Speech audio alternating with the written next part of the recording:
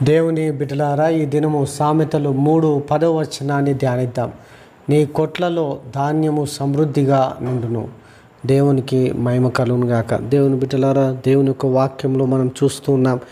దేవుడు మనకు సమృద్ధిగా అనుగ్రహించే దేవుడు అని మనం మర్చిపోకూడదు. యేసు ప్రభు కొండ మీద ప్రసంగం అయిన తర్వాత మరి వారిని 2 చేపలను 5 రొట్టెలను 5,000 మందికి పంచినట్టుగా మనం చూస్తూ ఉన్నాం.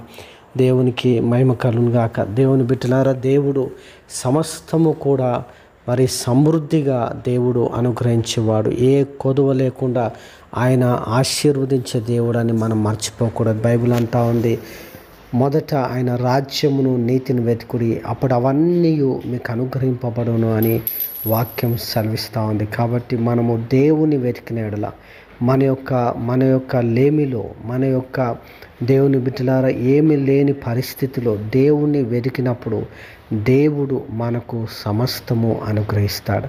అట్టి కృప దేవుడు అందరికీ అనుగ్రహించునుగాక. ఆమేన్.